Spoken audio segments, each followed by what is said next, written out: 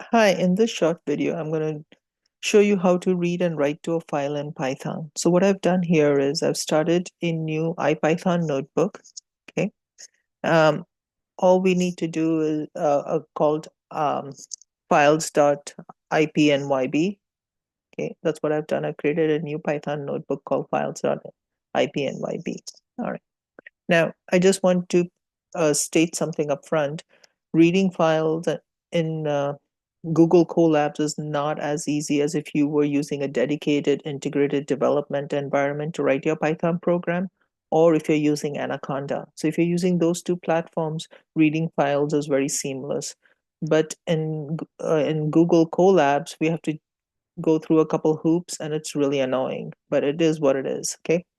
So before we can read a file, if you want to take a few minutes, just pause the video and you can type these things in. But let me go through them. Before you can read a file, we first have to copy the file to the current runtime. Okay.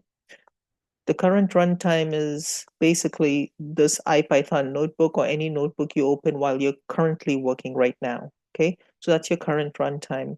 All right. So you have to copy the file and then you can read it. But let's say that you do that today and then you close everything and then you read the same file tomorrow. But when you come back tomorrow, that file will no longer be in the current runtime. Okay. So then you'll have to copy it again. And that's the annoying part about Google Colab. So every time you want to read that file, you're going to have to copy that file into the current runtime. Okay. All right. So let's get started. So the first thing we need to do is create a file. So to do that, all you have to do is just go to your desktop, okay? And you can just right click and go to new and text document, okay? So you can create that and I'll call it words. And Python is case sensitive, so please bear in mind if I use the capital W, this would be different than lowercase, okay? So that is important out here. And then I'm going to double click on it. And then I'm going to type in some words. You can type in a sentence, you can type in paragraphs, you can type in whatever you like, but I'm just going to type in some words out here. So we'll go Python, programming. Um, I think a Batman was one of the words we used before, and bread, and zero. I'm just going to use some words, okay? All right, so I'm going to close this, I'll save it. All right, so now that we have that file on our desktop, we want to copy it into our current runtime so we can read it. And to do that, on the left here, we have a folder icon, so we can click on it. There's nothing, that file is not there. So there's an icon up here called Upload to Session Storage. So we're going to click on it, and we're going to find that file on our desktop. It's called Word. So I'm going to double click on it, and it'll copy that file over. So now we have that file in our current runtime. Is that okay? All right. So to read that file, what we have to do is we have a couple different methods to read a file. So I'm going to go through all of them and you can pick whichever one you're most comfortable with. Okay. So to read a file, the first thing is we have to copy it to the current runtime. And like I said, you have to do this every single time you open a notebook. Okay. So when you create a file like this, please do not delete it. Keep it handy because you might have to copy it again the next time you open your notebook if you're going to read it. The next thing we have to do is we have to open the file to read. And to do that, we use the following syntax. I'm going to use the function called open, which requires the name of the file you're open. And remember, it's case sensitive, so you need to type in the name exactly as what you use to name the file. Okay, so that's important. Okay. And then it's in quotation, comma, and then in quotation, we provide the letter R. So there are three letters associated with files. R is to read, W is to write, A is to append. The difference between write and append I'll talk about in a second, but R is to read. So we are opening this file for reading. So this is, and then we are assigning this file that we open to a variable called file. So this now contains the file that we're going to read. Okay. All right. So once we have that file open to read, the next thing we're going to do is we're going to use the file as an object here. So it has some methods, things it can do on its own. So to access the method, you type in the name of the object and then put a dot and the function or the method name. Methods and functions are the same. So you're going to provide the method name. In this case, we're going to read lines from the file. So it's going to read each line in the file. And the key thing out here is once it reads it, it's going to store that in a variable called f. Now, this variable, just so you know, once it reads the file, it's going to create a list. And that's why the next line is just to show you that it's going to be a list, okay? So let me just run this much of the code just to show you what's going to happen. So when I run it, okay, if you notice, it printed out here list, okay? That tells me that this variable f that I used to store what was read from the file was actually a list, okay? So that's what this line does. So I don't need it anymore. I just was using it to show you that it's going to create a list, okay? All right, so now that we have done, we can actually print what's in that list by just going printf. So I'm going to do that, and it's going to print what's in that list. But if you notice, something interesting happened. It printed this character at the end of each word. Okay, and if you remember from earlier in this class, \n is the escape character for a new line. And the reason for that is because at the end of the word Python, I pressed enter to create a new line. At the end of the word programming, I pressed enter to create a new line, and so on. Okay, so it's actually reading that new line character, which is invisible to us when we open the Word document, but it is still present at the end there. Okay, it is a line break character is what it is. So that's why it printed that, just so you know. All right. And then anytime you read a file, or anytime you open a file, one of the things you have to do is after you open it, so we open the file to read, we read the file by reading each line into a list, okay? So that's what we just have done so far. We always have to close that. So let me write that down next. Make sure to close the file that you opened.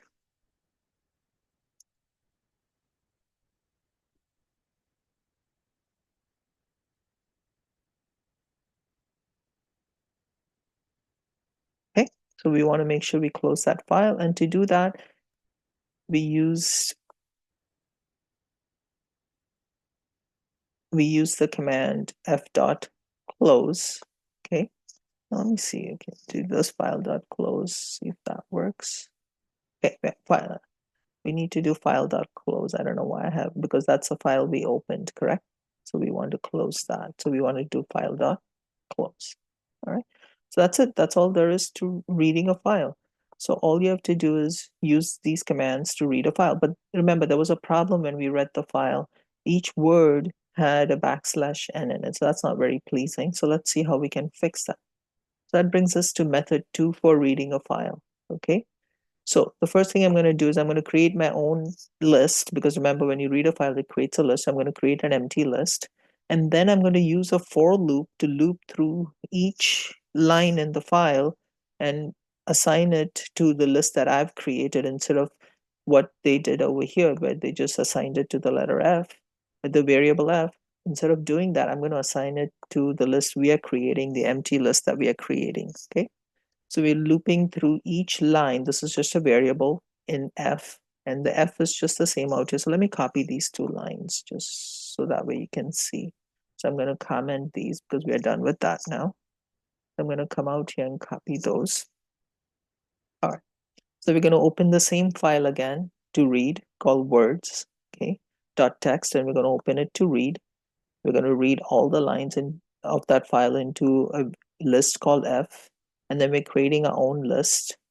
And for each line in this list that was created by reading all the lines from that file, we're going to loop through each line, and we're going to append it to our list. Remember, our list is empty right now. We're going to append it to our list.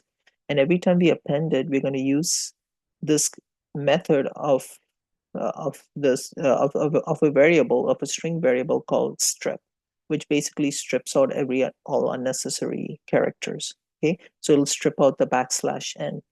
So that'll it'll do. So when we print it, it'll give us a nice clean output without the \n. And I need to close the file, so I'll go file.close, and we'll close that file. Okay, so this is the second method to do, where we are looping through each line after we read all the lines into the variable f, which is a list. We're looping through that list, and then we are appending it to our list, and along the way we are stripping any unnecessary characters from the string. Okay, so this is a string. Every time it'll take each line and assign it to the variable line, which is a string, and then it'll do that. So let's run that.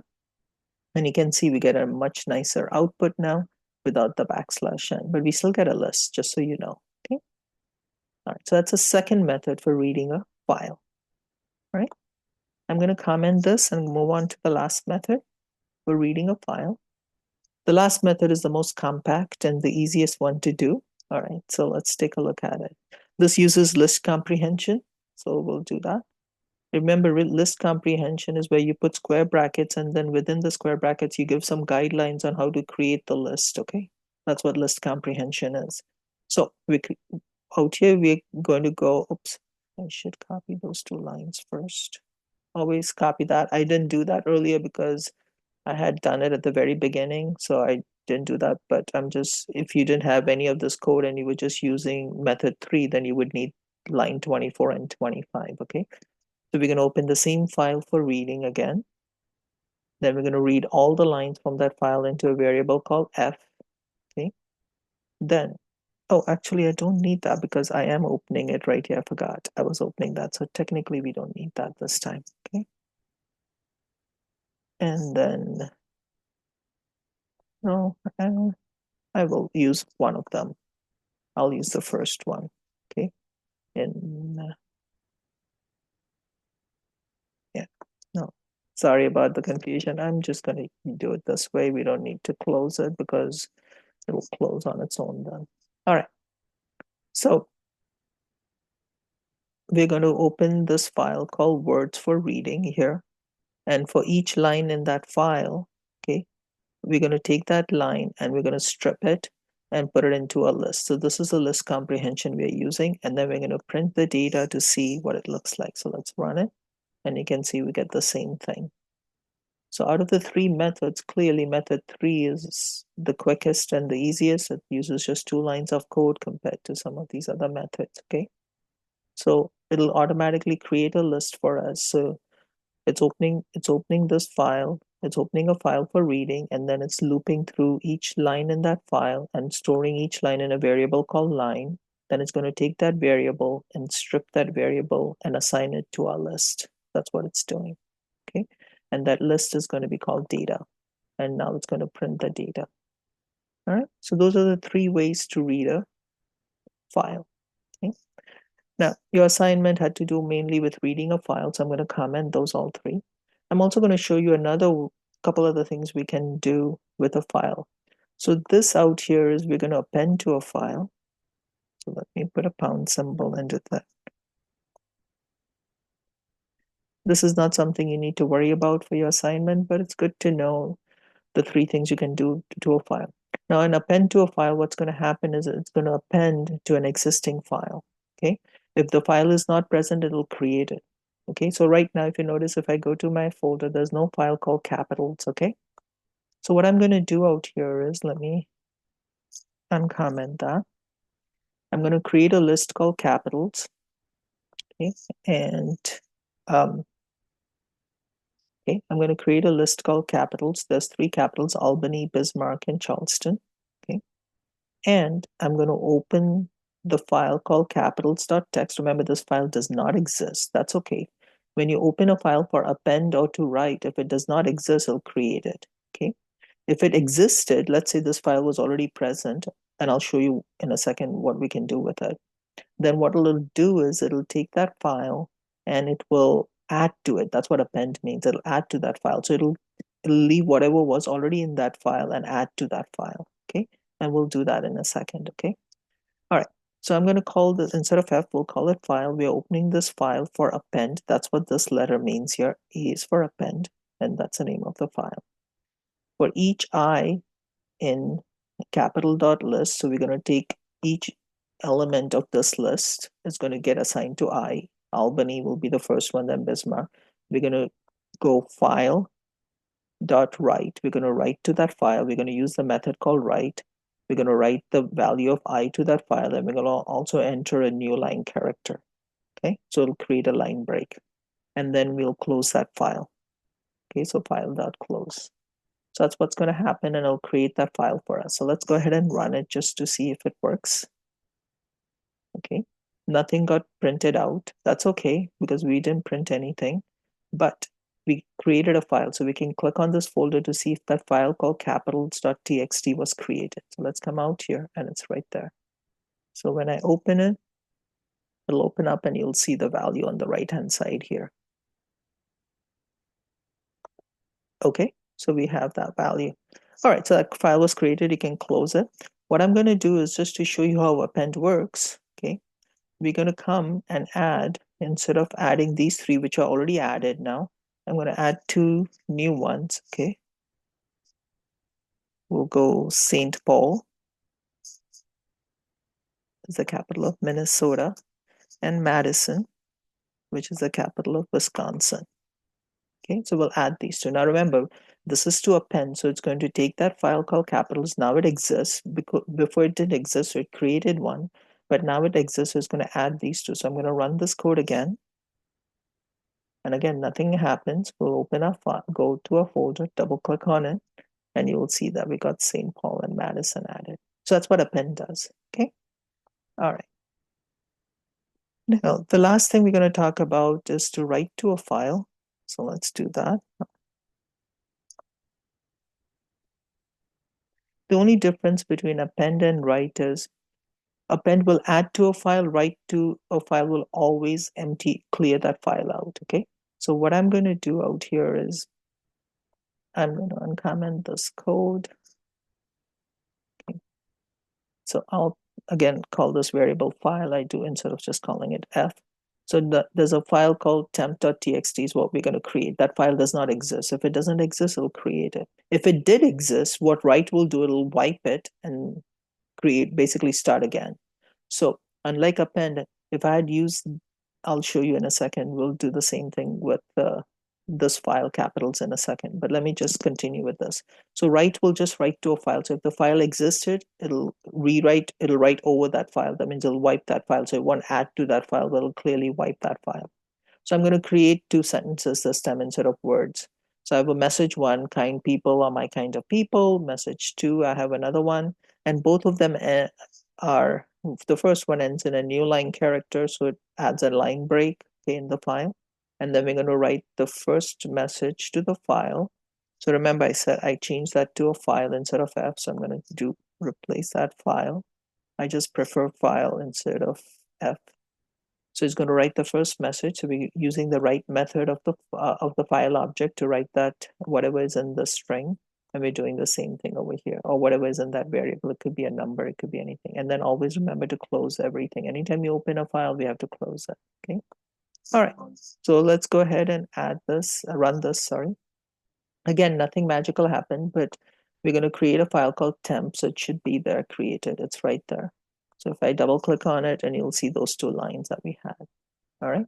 Now, if I had used this code, I'm just going to change this code to a W. So that means we are writing it, no longer appending it. What will happen now?